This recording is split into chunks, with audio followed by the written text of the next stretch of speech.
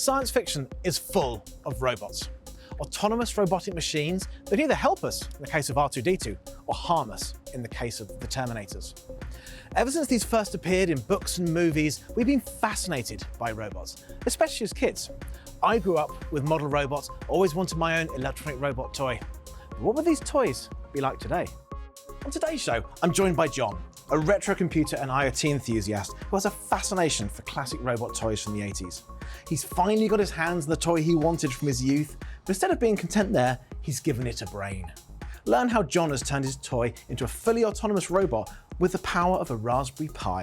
His 1984 Omnibot is capable of talking to you, following you around the corridors and offices of your workplace.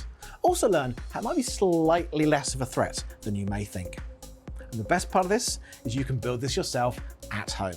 Let's get personal computing with John Kennedy.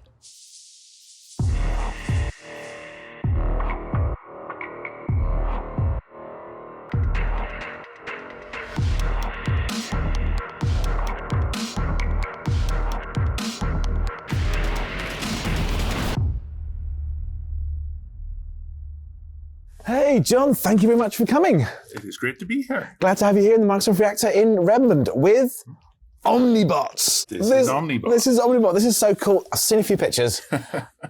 Tell me all about Omnibot. Oh boy, where to start? Well, if you grew up in the 1980s, this probably looks a little familiar. This was like my dream toy, was to own a personal robot that would impress all my friends and scare my parents. And I actually found this particular one on eBay because I never was lucky enough to get an Omnibot. So I found this one on eBay in a pretty sad state. And I bought it for a nominal sum, and I ripped out its brain. That sounds a bit cruel. Well, yeah. I ripped out its brain and I put a Raspberry Pi in it instead. Oh, my favourite computer. Yes. Big fan of Raspberry Pi. So you say you grew up in the 80s. So I mean, it definitely got that retro look about it. What year are we talking? Well, about 1984, there was a whole range of these. From just beyond your imagination comes Omnibot, the fully programmable robot with a memory. Omnibot, amaze your friends. Wow! Intense! Refreshments, Earth-type snacks. I think it even appeared in How I Met Your Mother, the TV show. Wow. This is like an icon for nerds. Yeah, I do remember them growing up. I was a 70s baby, so I was in the 80s. This is the kind of toy I wanted. Like you, I was never lucky enough to have one. So it's very cool to see one in the flesh. And you say it's got Raspberry Pi in it. What does it do? Do you want to do a quick demo? Show me what it does? Well, the original one came with a little remote control, and you could just steer it around the kitchen and frighten the cat. And this one, the first thing I did was make a remote control for it. Yeah. But of course, being a nerd, it runs a web server on its Raspberry Pi, which I then connect to from my laptop. And so I can now steer it around my office and frighten my office mates. Nice. Show me. Let's see. Oh. So it can go round. Nice. And hopefully it can also stop going round. And it's got that kind of classic plastic 80s toy sound to it, doesn't it? It has the same motors, the original motors in it. So the motors here are from 1984? Yep. They're still working fine. Please stop it. It's alive! The robots are taking over. over. Okay. That was really cool. So these robot things are a bit difficult, aren't they? The hardware is difficult. Hardware is difficult. So much easier. Okay, so tell me about Omnibot. Tell me about it. Let's talk through it because it looks somewhat old. It might look a little old.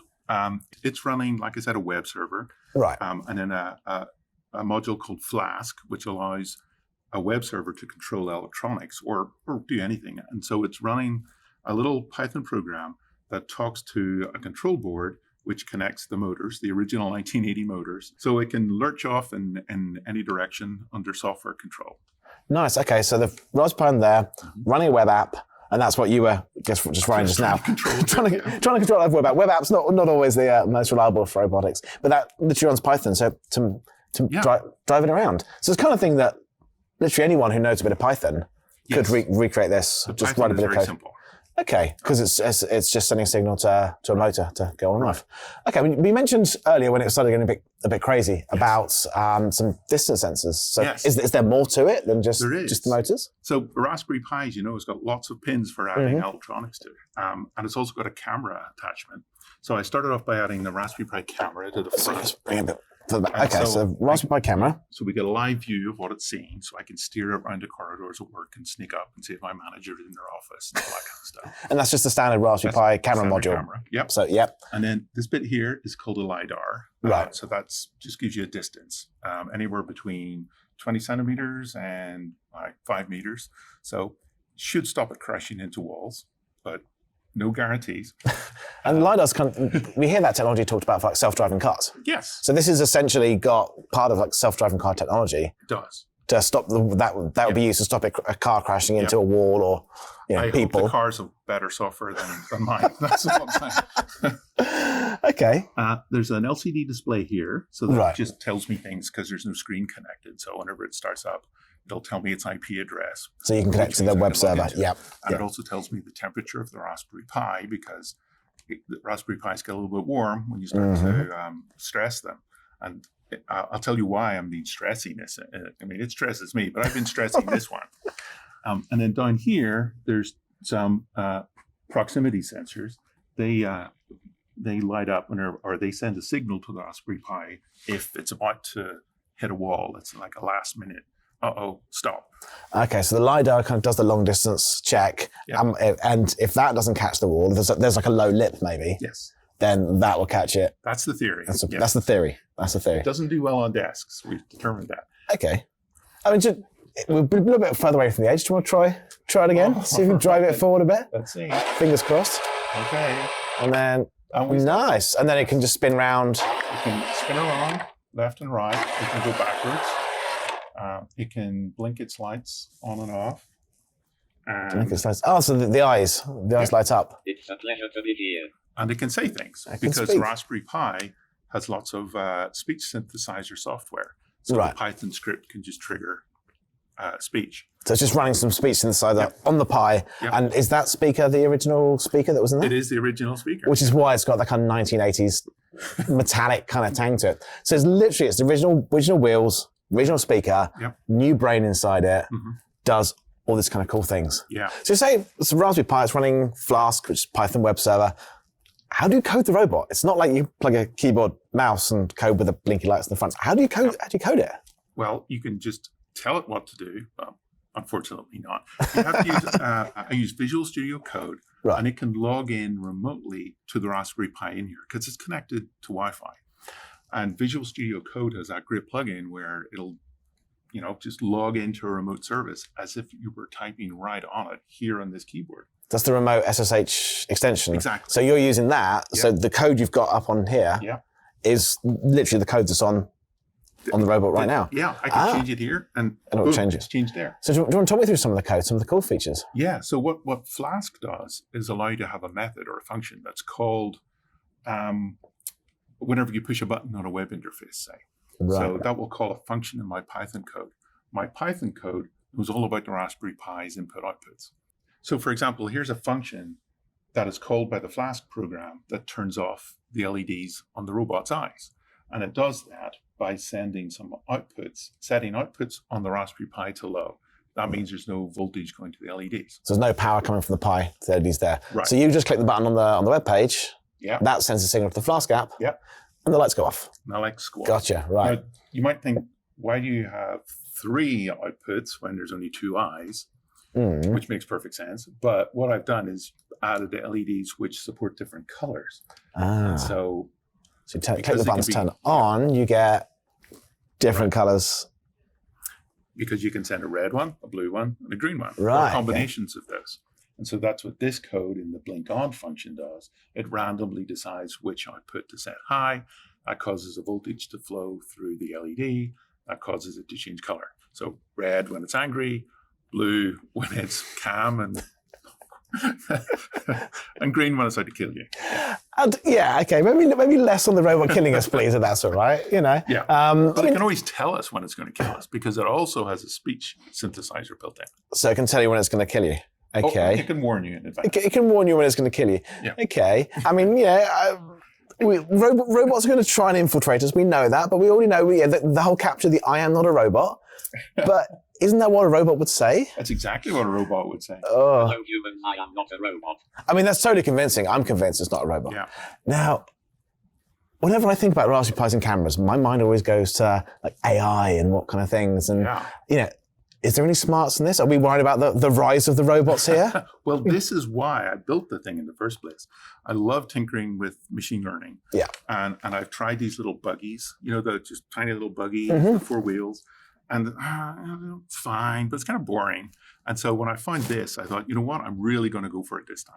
So I'm really going to build a robot that does robot-y things. Yeah. So the Raspberry Pi is running a TensorFlow application with a standard model that trains it on objects. So I can just install TensorFlow, download this model, which has already been trained by people way smarter than me, and it looks at the camera input and it says, oh, that's a person, that's a chair, that's a helicopter, that's a hippopotamus. And it also tells you where those are. I'm sorry, I'm just trying to imagine, how do you test the fact it can detect a hippopotamus? And a helicopter at the same time. It's a busy day. And so it gives you the coordinates, an XY coordinate of the thing it's seen. So it's actually on the image. So if you've got like an image like here, it can say it's like it's there in the image. Oh, nice. Actual XY coordinate of the thing. And so if I want to follow me, I say, find a person, tell me the X coordinate. Do I need to turn left or right? And then it lurches left or it lurches right. And it sees whether it got a little bit closer or a little bit further away, and then it moves towards me. Okay, so if it's got the image here and you're this side of the image, it turns until you're kind of in the middle of the image, and then it just goes straight. Yeah. Oh, that's really cool. So it can literally follow you around. Someone can stick a drink in it, and it'll just follow you around, and you can lean down, grab a drink, have a drink, put it back. And so when I combine that machine learning model with like the LiDAR and with the optical sensors, it should be able to follow me but not bump into things. Or not get too close and not run me over. And so it's a really interesting way of combining machine learning with the sort of physical sensors and the physical actuators of the motors. And it's really fun. And it's scary though when it loses control. I've already suffered a few injuries. The robots are on the rise, aren't they? Yeah. How did the robot hurt you? Should we be afraid? It was a very similar situation to this. I was on a desk debugging it, and it suddenly lurched off the desk. And so I dived to catch it, but I tripped and I smashed my face right into the furniture. So I got a bit of a black eye and a mild concussion, and then the robot fell on me. So going to add insult to injury. It's like, I'm gonna get the human, Yes. Sadly, I didn't record that, but it's already had its revenge. Nice. So this is really cool. And as you said, it's using off-the-shelf parts inside a robot off eBay. So this is something that just anyone could potentially $100 create. parts here. $100 a part. So it's not hugely expensive for having a robot that can literally follow you around the house with a small amount of Python code. Right, and use state-of-the-art machine learning models. I mean, there's no end to what potentially this could do, well, apart from stairs. Yeah. Reminiscent of the Daleks of Doctor Who, easy to run away with, just go upstairs, they can't catch you. The real way this can hurt you is if you trip over it. That's about it. That's really cool. Well, thank you very much for bringing Omnibot to show me. It's a fantastic robot. Thank you for joining me. Pleasure to be here and show it off. Thank you. As cool as this project is, what's even cooler is you can recreate this at home. Check out the link below for everything you need.